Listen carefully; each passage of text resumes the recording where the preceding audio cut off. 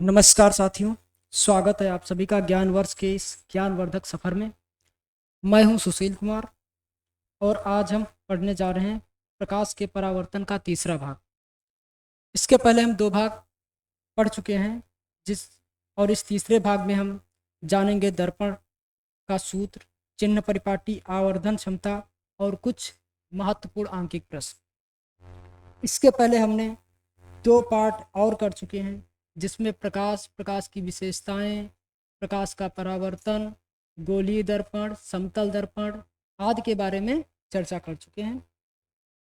अगर आपने पार्ट 1 और पार्ट 2 नहीं देखा है तो पहले उन्हें ज़रूर देखें ताकि आपकी समझ मजबूत हो और ये टॉपिक और आसान लगे।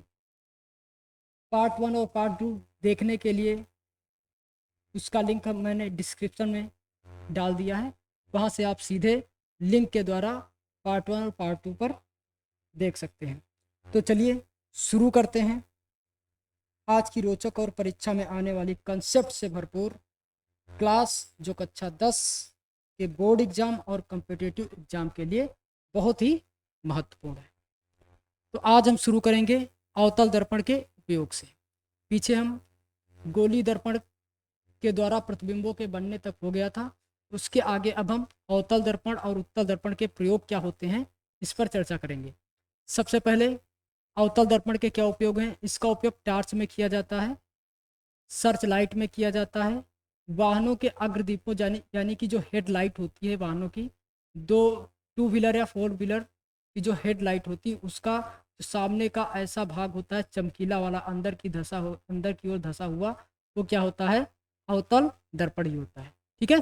शक्तिशाली समांतर किरण पुंज प्राप्त करने के लिए, जैसे टार्च हो गई, चेहरे का बड़ा प्रतिबिंब देखने के लिए, सेविंग यानी कि दाढ़ी बनाने के लिए और दंत चिकित्सक आदि के द्वारा इसका प्रयोग किया जाता है। अगर उत्तल दर्पण की बात करें तो वाहनों में साइड मिरर के रूप में, जैसे वाहन जो होते हैं उसमें साइड मिरर जो पीछे देखने के लिए शीशा लगा होता है, उसमें यही उत्तल दर्पण ही लगा होता है। पार्किंग स्थलों पर और तीव्र अंधी मोड़ मोड़ वाली जगहों पर, जैसे कि ऐसी कोई मोड़ है, यहाँ पर ये बस्तियाँ हैं, अब अगर इधर से कोई व्यक्ति आ रहा है तो उसे इधर नहीं दिखाई देगा कि कौन व्यक्ति है, कौन गाड़ी आ रही, कौन वाहन आ रहा है। तो इसलिए यहाँ पर एक उत्तल दर्पण लगा दिया जाएगा, बड़ा सा लगा दिया जाता है, जिससे अगर कोई व्यक्ति इधर से आ रहा है तो इसमें देखेगा तो उसे इधर से आने वाले व्यक्ति के बारे में जानकारी मिल जाएगी, पता चल जाएगा कि इधर से कोई व्यक्ति आ रहा है या रास्ता साफ है, या इधर से अगर कोई व्यक्ति जा रहा है तो उसको पता चल जाएगा कि इस साइड में कोई व्यक्ति है, कोई वाहन आदि है या नहीं है, इस दर्पण में देख करके। ठीक है। तो इसलिए इन अवतल और उत्तल दर्पण का प्रयोग किया जाता है। अब बात करेंगे चिन्ह परिपाटी की। चिन्ह परिपाटी के बारे में जानना बहुत ही आवश्यक है, क्योंकि इसके बिना सहायता से हम आंकिक प्रश्न हल नहीं कर सकते हैं। ठीक है। तो अगर चिन्ह परिपाटी की बात करें तो उत्तल दर्पण और अवतल दर्पण में थोड़ी सी भिन्नता होती है। क्यों भिन्नता होती है? क्योंकि अगर अवतल दर्पण की बात करें तो इसमें जो फोकस दूरी और वक्रता केंद्र होता है वो दर्पण के सामने होता है, और उत्तल दर्पण जो होता है उसमें फोकस दूरी और वक्रता केंद्र दर्पण के पीछे होता है।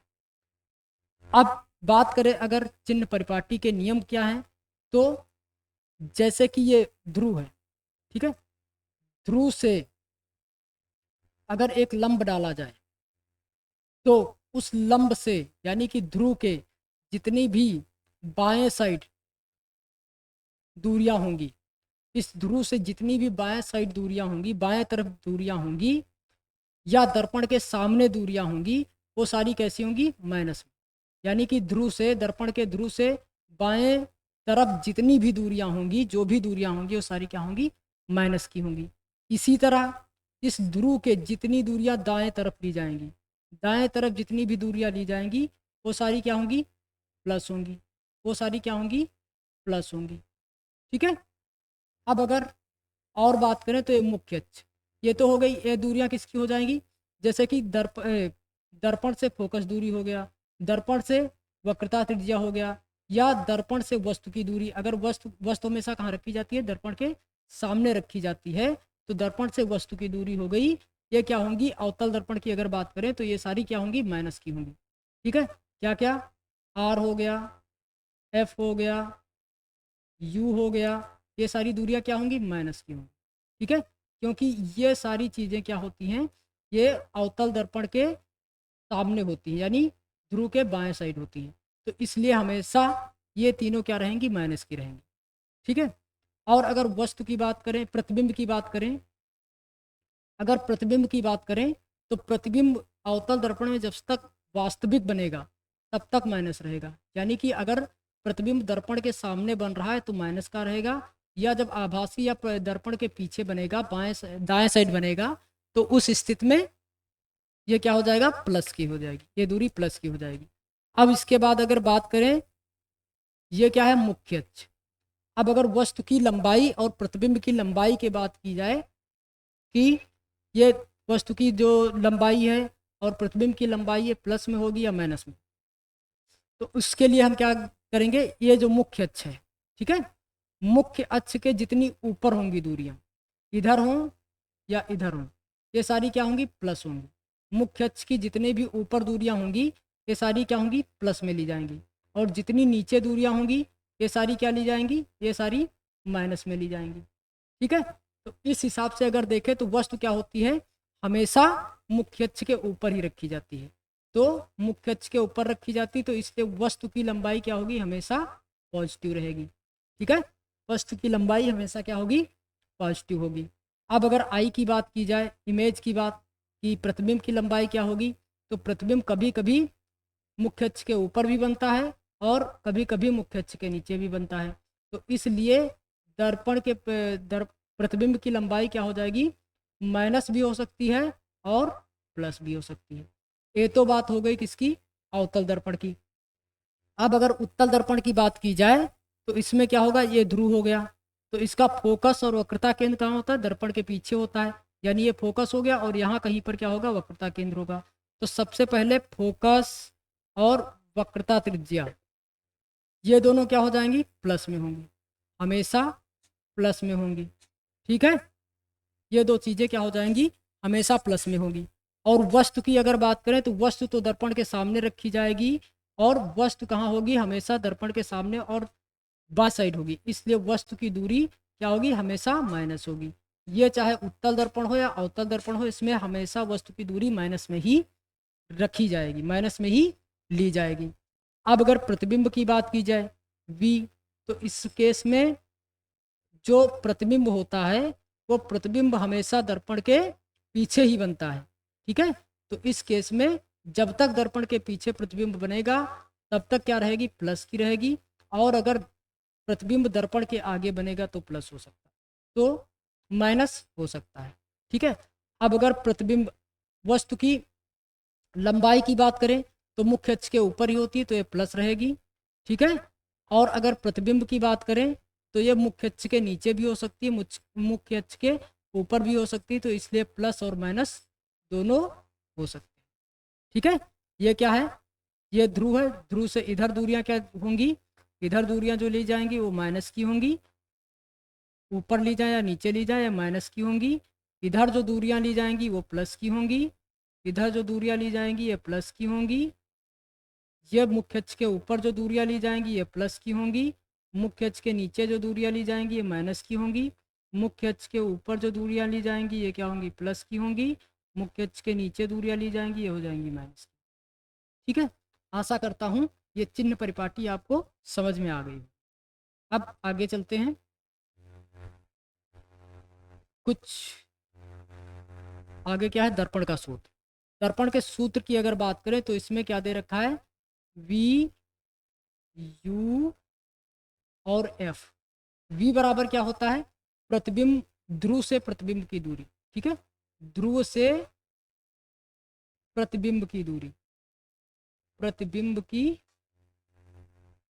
दूरी होती है। ठीक है, ध्रुव से प्रतिबिंब की दूरी। U बराबर क्या होता है, U बराबर होता है ध्रुव से वस्तु की दूरी, ध्रुव से वस्तु की दूरी। और ध्रुव से वस्तु की दूरी ये हमेशा माइनस में ली जाती है, ठीक है। एफ बराबर क्या होता है, ध्रुव से फोकस की दूरी, ठीक है। ध्रुव से फोकस की दूरी क्या कहलाती है, फोकस दूरी, यानी कि एफ कहलाती है, ठीक है। इतना समझ में आ गया। और ये क्या है, ये दर्पण सूत्र है, इसी से न्यूमेरिकल्स लगेंगे। अभी ये न्यूमेरिकल में आंकिक प्रश्न में काम आए, ठीक है। अब अगर बात करें आवर्धन क्षमता की या आवर्धन सूत्र की, तो आवर्धन क्षमता क्या होता है, दर्पण द्वारा बनाए गए प्रतिबिंब की लंबाई तथा वस्तु की लंबाई के अनुपात को दर्पण की आवर्धन क्षमता कहते हैं।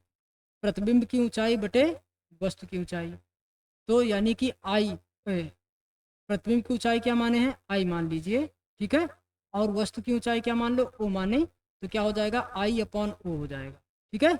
आई अपॉन ओ हो जाएगा, एक इसके बराबर होगा माइनस बी अपॉन यू के बराबर होता है, ठीक है।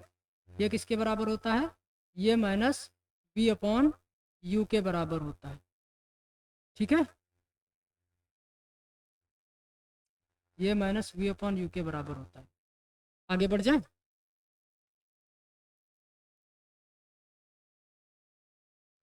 अगला क्या है, अगला आंकिक प्रश्न है, ठीक है। अगला है आंकिक प्रश्न, ठीक। तो अगर आंकिक प्रश्न को देखें तो पहला क्या है, इसको पहले नहीं सॉल्व करेंगे, पहले कोई आसान सा सॉल्व करते हैं। आइए इसको सॉल्व कर लेते हैं। ये भी थोड़ा कठिन ही है, लेकिन चलो इसको आसान करते, इसको सॉल्व करते हैं। किसी ऑटोमोबाइल में पीछे का दृश्य देखने के लिए उपयोग होने वाले उत्तल दर्पण की वक्रता त्रिज्या कितनी है, 3 मीटर है। यदि एक बस इस दर्पण से 5 मीटर की दूरी पर स्थित है तो प्रतिबिंब की स्थिति, प्रकृति तथा साइज ज्ञात कीजिए, ठीक है। क्या क्या दे रखा है, त्रिज्या दे रखी है। सबसे पहले दर्पण कौन सा है, उत्तल है, ये याद रखना। कौन सा दर्पण है, उत्तल दर्पण है, उत्तल दर्पण, ठीक है। अब उत्तल दर्पण है तो उत्तल दर्पण के सामने, और इसकी उत्तल दर्पण है तो इसकी वक्रता त्रिज्या कितनी है, यानी कि आर बराबर कितना है, आर बराबर है 3 मीटर। आर बराबर 3 मीटर है तो एफ बराबर कितना हो जाएगा, 1/2 मीटर, ठीक है। आर बराबर 3 मीटर है तो एफ बराबर 1/2 मीटर लिख लो, या नहीं 3/2, 3/2 मीटर लिख लो, या फिर क्या लिख लो, 1.5 मीटर, ठीक है। या तो 3/2 लिख लो, या तो 1.3, इसको सही से लिख दें, या 3/2 लिख सकते हो, या 1.5 मीटर लिख सकते हो, ठीक है। अब अगर और क्या दे रहा है, यदि एक बस इस दर्पण से 5 सेंट, यानी कि u बराबर कितना है, u बराबर कितनी दूरी पर है वस्तु, -5 मीटर। तो क्या पूछ रहा है, प्रतिबिंब की स्थिति तथा प्रकृति ज्ञात कीजिए। प्रतिबिंब की स्थिति और प्रकृति ज्ञात करना है, यानी कि दर्पण के सूत्र के द्वारा हल करेंगे, ठीक है। तो क्या करेंगे, दर्पण के सूत्र से, ठीक है। दर्पण के सूत्र से, दर्पण का सूत्र क्या है, 1/f बराबर 1/v प्लस 1/u। ये क्या है, ये दर्पण का सूत्र है, ठीक है। ये दर्पण का सूत्र है। आइए अब इस पर इस मान को रखते हैं। f बराबर क्या रख दें, 3/2 रखेंगे, या 1.5 चलो रख लेते हैं, कोई दिक्कत नहीं है। 1/1.5 बराबर क्या हो जाएगा, बराबर हो जाएगा 1/v। v का मान ज्ञात करना है तो v की जगह पे v रख देंगे, और माइनस 1/क्या हो जाएगा, 5 हो जाएगा, ठीक है। अब अगर क्या करें, 1/v माइनस 1/5 बराबर देखें तो क्या हो जाएगा, 1/1.5 हो जाएगा, ठीक है। अब अगर 1/v बराबर निकालेंगे तो क्या हो जाएगा, 1/1.5, और प्लस इधर माइनस का उधर जाएगा, प्लस का हो जाएगा 1/5, ठीक है। अब आगे देखते हैं, आगे क्या हो जाएगा, 1/v बराबर, अब क्या करें, इसका एलसीएम ले लें, 15 और 5 का एलसीएम लोगे कितना आएगा, 7.5 आएगा, 7.5 आएगा, ठीक है। और अब क्या करें, अब तो ये कितना आ जाएगा, 5 बार जाएगा तो 5 एक कम 5 हो गया, और ये प्लस हो जाएगा, और ये कितनी बार जाएगा, ये कितनी बार जाएगा, ये हो जाएगा 1.5। तो 1/v बराबर कितना आ जाएगा, 5 × 1 = 6.5 बटे 7.5। तो v बराबर अगर निकालेंगे तो कितना आ जाएगा, 7.5 बटे 6.5। ठीक है, इतना आ गया। अब अगर इसको और सॉल्व करेंगे हम, अब अगर इसको और सॉल्व किया जाए, 7.5 में 6.5 से भाग दिया जाएगा तो ये अप्रॉक्सीमेट कितना आ जाएगा, ये अप्रॉक्सीमेट आ जाएगा 1.15 मीटर। ठीक है, मैंने इसको सॉल्व किया है, आप भी इसे सॉल्व करके देख सकते हैं। अगर 7.5 को 6.5 से भाग दोगे तो अप्रॉक्सीमेट 1.15 मीटर आएगा। ठीक है, तो चलिए अब अगले सवाल की तरफ देखते हैं। अगला सवाल है, कोई 4 सेंटीमीटर साइज का बिंब, बिंब यानी कि वस्तु, ठीक है, बिंब, बिंब को किससे वो बिंब कहते हैं, वस्तु को बिंब कहते हैं, किसी 15 सेंटीमीटर फोकस दूरी के अवतल दर्पण से, ये क्या है, ये फोकस दूरी है, ये एफ है, दूरी के अवतल दर्पण से 25 सेंटीमीटर क्या है, यू, 25 सेंटीमीटर क्या है, यू, वस्तु की दूरी अवतल दर्पण से इतनी दूरी पर रखी है, दर्पण से कितनी दूरी पर किसी पर्दे को रखा जाए कि स्पष्ट प्रतिबिंब प्राप्त हो, यानी कि बी बराबर क्या करना है, ज्ञात करना है। यहाँ लिख लीजिए, एफ बराबर कितना दे रखा है, दर्पण कौन सा है, अवतल दर्पण है, यानी कि माइनस में रहेगा, माइनस का 15 दे रखा है। ठीक है, और u बराबर कितना दे रखा है, 2.5, नहीं 2 नहीं है, 25 है, यानी कि 25 है, 25 सेंटीमीटर। ठीक है, और आई बराबर भी इसमें दे रखा है, नहीं ओ बराबर दे रखा है, यानी कि वस्तु की लंबाई कितनी दे रखी है, 4 सेंटीमीटर दे रखी है। ठीक है, और इसका क्या पूछ रहा है, आई बराबर भी पूछा जा रहा है, आई बराबर पूछा रहा है, आई बराबर पूछा जा रहा है, वी बराबर पूछा जा रहा है, दो चीज़ें इसमें पूछी जा रही हैं। ठीक है, चलिए हल करते हैं। तो सबसे पहले क्या करेंगे, हम दर्पण का सूत्र लगाएंगे। ठीक है, दर्पण के सूत्र से, दर्पण के सूत्र से, चलिए दर्पण का सूत्र क्या है, सूत्र में मान रखिएगा 1/1/f बराबर 1/v प्लस 1/u। ठीक है, ये क्या हो गई, ये दर्पण का सूत्र है, इसी सूत्र में अब मान रखते हैं। तो 1/f, 1 माइनस का 15 हो गया, और बराबर क्या हो जाएगा, 1/v, v तो है नहीं तो 1/v हो जाएगा, प्लस क्या हो जाएगा 1/u, तो u क्या है, u है माइनस में। ठीक है, u क्या रहेगा, हमेशा माइनस में रहता है, तो u क्या हो जाएगा, प्लस माइनस माइनस में, रुक जाइए, हाँ माइनस का 1/25। ठीक है, माइनस का 1/25, और अब इसको हल कीजिए तो 1/v बराबर क्या हो जाएगा, ये माइनस का है तो इधर जाएगा प्लस हो जाएगा, 1/25 हो गया, और माइनस 1/15 हो गया।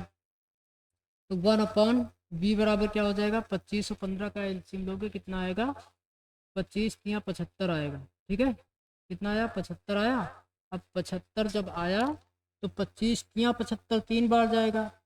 ठीक है, 25 या 75 और 15 पचे 75।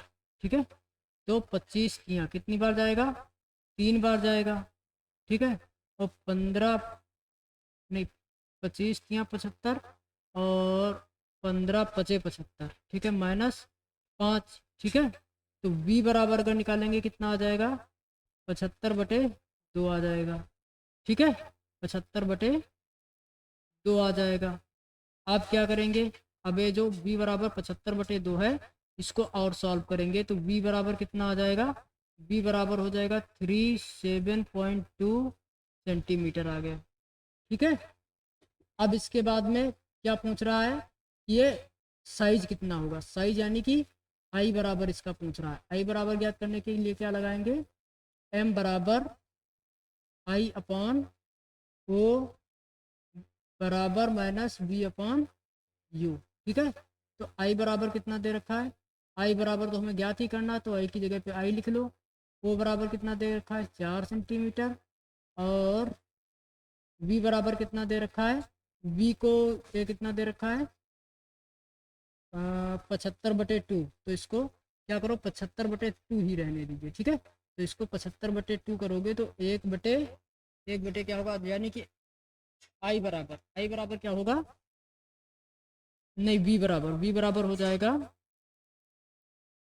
75/2। ठीक है, और 75/2 हो गया, 75/2। ठीक है, और m बराबर क्या हो जाएगा, नहीं u बराबर क्या हो जाएगा, u बराबर हो जाएगा तुम्हारा यू 1/25 कितना हो जाएगा, इंटू 25 हो जाएगा। ठीक है, इंटू कितना हो जाएगा 25 हो जाएगा। अब अगर इसको सॉल्व कीजिएगा तो क्या हो जाएगा, ये काट दीजिए, 25 से कम 25, 25 तियाँ 75, 2 1 कम 2, और 2 दूनी 4, कितना बचेगा, टी बराबर, नहीं आई बराबर कितना हो जाएगा 3 दूनी 6 सेंटीमीटर। ठीक है, यानी वस्तु की जो लंबाई है कितनी होगी 6 सेंटीमीटर होगी, वस्तु 6 सेंटीमीटर की होगी। ठीक है, चलिए आगे चलते हैं। एक क्वेश्चन बच गया था, ये वाला भी सॉल्व कर लेते हैं, ये वाला। ठीक है, कोई अवतल दर्पण के सामने, किसी अवतल दर्पण के सामने 10 सेंटीमीटर दूरी पर रखे किसी बिंब यानी वस्तु, ठीक है, वस्तु का 3 गुना आवर्धित बड़ा प्रतिबिंब वास्तविक प्रतिबिंब बनता है, प्रतिबिंब दर्पण से कितनी दूरी पर बनेगा, यानी कि u बराबर वी बराबर ज्ञात, नहीं हाँ v बराबर ज्ञात करना है, v बराबर ज्ञात करना है। दिया क्या है 10 सेंटीमीटर दूर रखे बिंब, यानी कि u बराबर दे रखा है -10, और कुछ नहीं दे रखा है। तो क्या करेंगे, मान लेते हैं, क्या मान लेते हैं, माना वस्तु की लंबाई कितनी है, लंबाई बराबर x है, तब आई बराबर वस्तु O, तो आई बराबर क्या हो जाएगी 3x हो जाएगा। ठीक है, अब आवर्धन सूत्र से, अब आवर्धन सूत्र से आवर्धन सूत्र से क्या करेंगे, आवर्धन सूत्र क्या कहता है, m बराबर आई अपॉन ओ बराबर v अपॉन यू, माइनस का v अपॉन यू। तो i बराबर कितना आया है, i बराबर है 3x, और u बराबर क्या है, x बराबर -v, तो -v और v बराबर एक मिनट,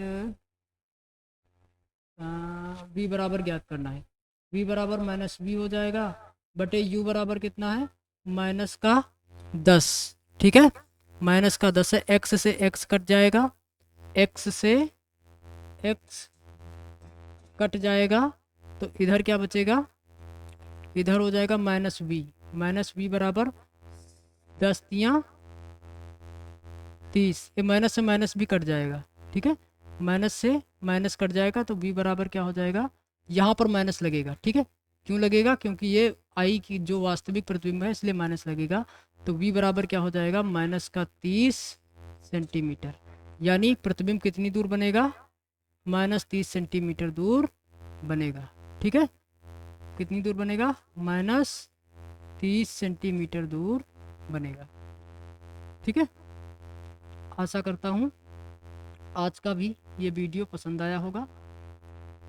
अगर आप लोगों को वीडियो पसंद आ रहे हैं तो कृपया लाइक कमेंट करें और चैनल को सब्सक्राइब करें, अपने दोस्तों के साथ भी शेयर करें, और कमेंट करके ज़रूर बताएं कि हमारे वीडियो आपको कैसे लग रहे हैं, इसमें क्या सुधार करने की आवश्यकता है और क्या इसमें नया ऐड करने की ज़रूरत है।